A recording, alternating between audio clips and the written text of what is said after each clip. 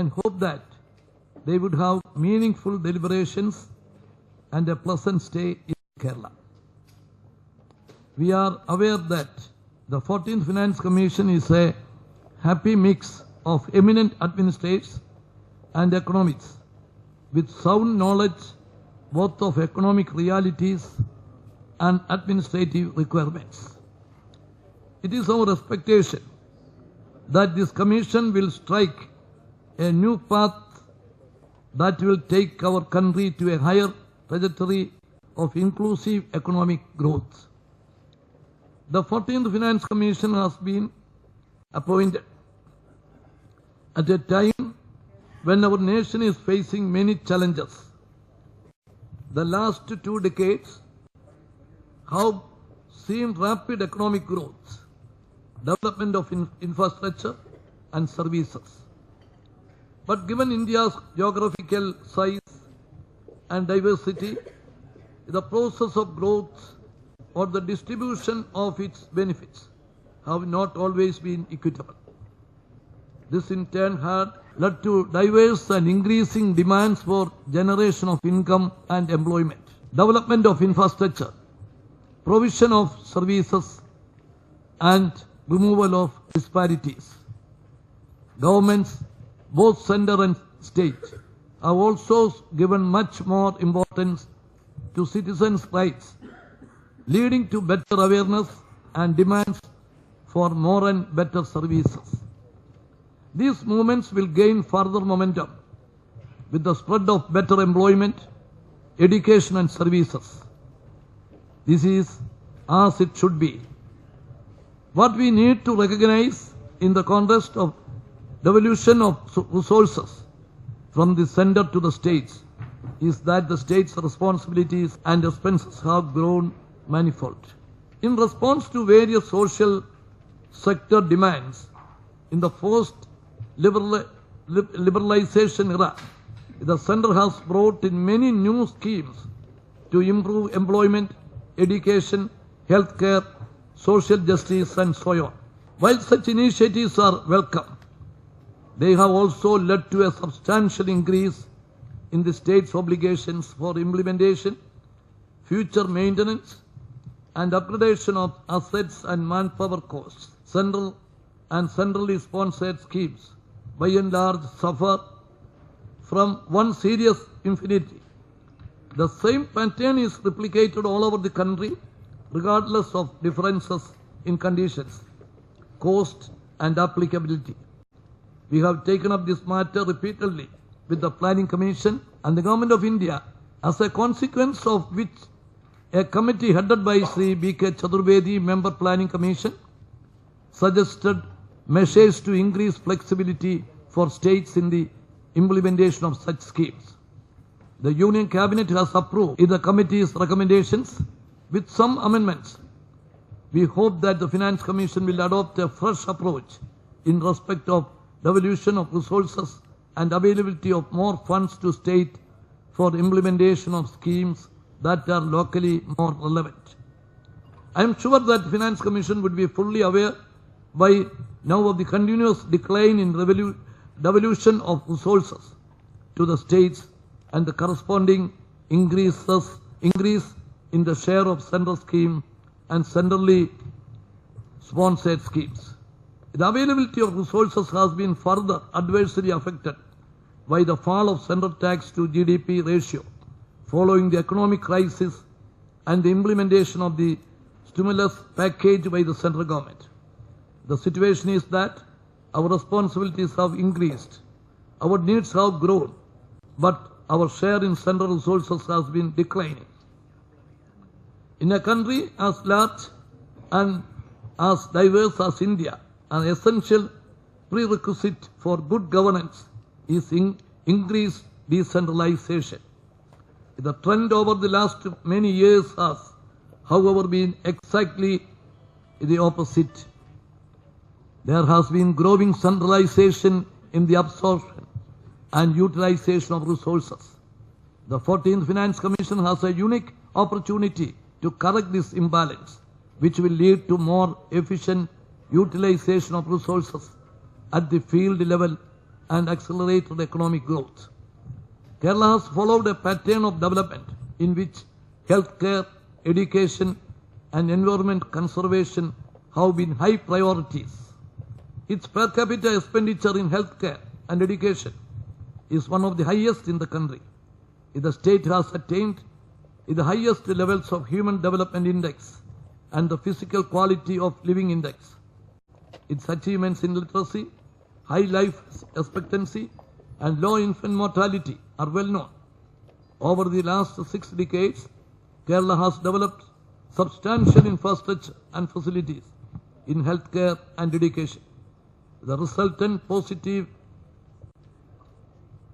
externalities need recognition. Apart from the direct benefits to the state itself, we have been providing skilled manpower to other states and countries abroad. Expatriates from Kerala, who number nearly 30 lakhs, have been contributing significantly by way of foreign exchange earnings, apart from their various contributions to the country. The early spread of education has enabled the state to provide doctors, engineers, teachers, nurses, and other skilled manpower to different parts of the country regularly, and their services are highly reputed. The recent changes in the Middle East have resulted in large numbers of NRIs being forced to return. This trend is expected to continue, and we will need to work out schemes for their rehabilitation. Though Kerala has certain unique advantages, its fiscal capacity has several limitations. About 68% of the state domestic product comes from services, the bulk of which are in the social sector and cannot therefore be taxed. Since the state does not have a well-established manufacturing base, the fiscal contribution to the sector is limited. Our industry is largely confined to traditional and agro-based small, medium enterprise, which does not generate much tax revenue. Kerala is basically a consumer state, and the major part of tax revenue is from sale of goods. The state's income is therefore highly vulnerable to adverse developments in the national economy, such as fall in growth and inflation.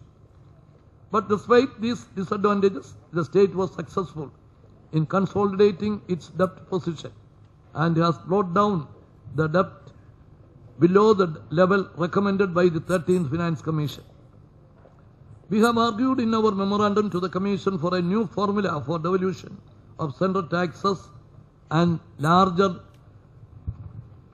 devolution of resources. In my view, this is the most important issue. Devolution needs to be based mainly on the population factor, as this is what determines the quantum and nature of expenditure states have to incur for providing services to citizens and other functions of governance. The share of population also needs to be adjusted for other important factors such as urbanization, effective density, and the percentage of land area under forests.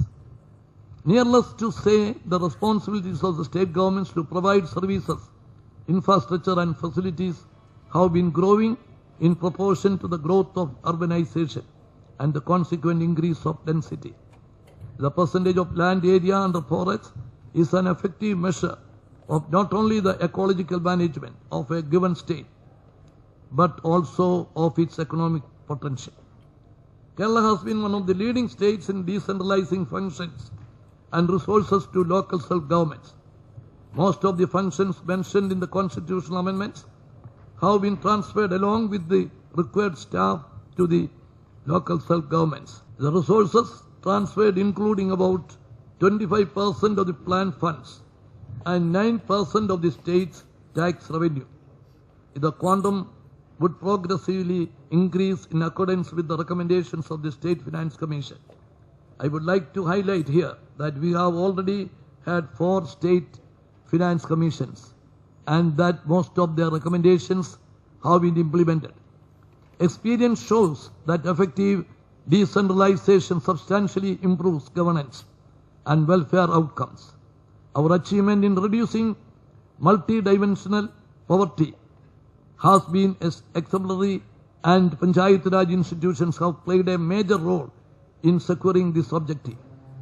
We plan to improve decentralization further by strengthening local self-government institutions through training and capacity building, as well as by providing the technical expertise they require. Our request to the Commission is to enhance the grants to local self-government institutions to 5% of the divisible pool. I would also request the Commission to exclude the capital expenditure incurred by local self-government institutions from the state's revenue expenditure. This would help the states to significantly bring down the revenue deficit. I would now like to bring to the notice of the Commission a critical problem relating to management of ecology of the Western Ghats.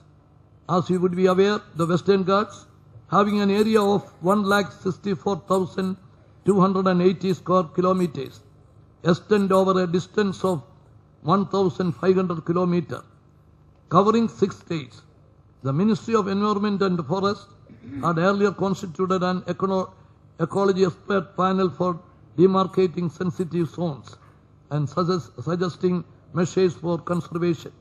The recommendations of the panel evoked opposition from many stakeholders.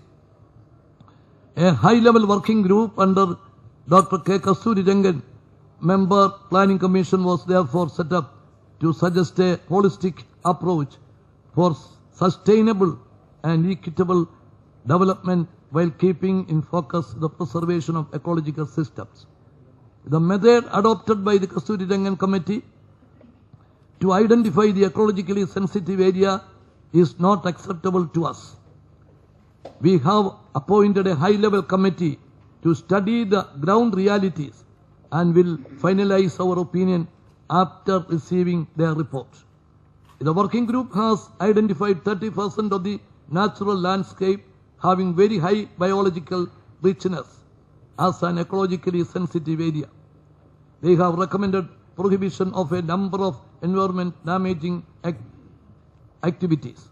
While we are fully sensitive to the issue of conservation of natural resources and ecology, we also need to recognize the long history of human habitation in the Western Ghats, often with the active support of state and central governments promoting food crops, plantations and tourism-related activities. As complex issues of migration, livelihood and capital investment are involved, this situation cannot be changed overnight, and we need to work on green growth strategies that will ensure preservation of the environment. This would involve scientific studies and monitoring, promoting eco-friendly agriculture and other occupations, and redesigning developmental projects in accordance with the environmental preservation strategy. This would require substantial resources beyond the means of the state. I would therefore request the Commission for a special grant of rupees 1,200 crores for strengthening conservation, biodiversity management and primary environment care to be implemented in consultation with all stakeholders at the Grama Panchayat level. One of the major problems that the people of this state face is that we have almost 5 lakh families who do not have houses of their own. Ever since I took over as Chief Minister, I have been maintaining close and continuous contact with the poor sections of the society. I have conducted mass contact programs in all our districts more than once. In fact, the second round of my mass contact programs finished only on 17, that is yesterday. Everywhere, the most important problems brought to my notice were housing and health. My government, therefore, attaches the highest importance to providing housing facilities for all. For those who are both landless and homeless, we have started redistributing available government land to 3 cents of piece. Housing, however, continues to be a major problem, particularly in a high-cost economy like Kerala. My estimates are that we will require at least rupees 10,000 crores for this. I would urge the Finance Commission to set apart adequate funds exclusively for housing development. We also need to address second generation health problems in our state. We have to give high focus to non-communicable diseases, cardiac and diabetic care, cancer care, and quality and patient safety instances of low quality drugs have been multiplying. Quality control of drugs by setting up drugs testing laboratories has become essential. We also need to address problems relating to disabilities and geriatric problems, which in the recent past have increased significantly. The state government has given a great deal of attention to problems of health and introduced several new innovative schemes for the benefit of the people, including persons with disability. It is important that the Finance Commission recognizes our health problems and provides adequate resources, as mentioned in our memorandum, for the next steps forward in healthcare in the area of geriatric care and care for persons with disability. Another important area deserving of substantial grants under Article 275 of the Constitution relates to infrastructure. Adequate resources have to be provided for maintenance of our roads and bridges and rapid development of inland waterways, construction of minor ports and development of coastal shipping. Good infrastructure is an imperative for sustained economic growth, and I hope this Finance Commission will be a path breaker in this area. In conclusion, I may mention that I have only highlighted some of the main issues. There are a number of other issues which will shortly be presented before the Commission. There may be other issues also which we will present through supplementary papers to the Commission in the next couple of months. I look forward to meaningful and fruitful discussions at this meeting.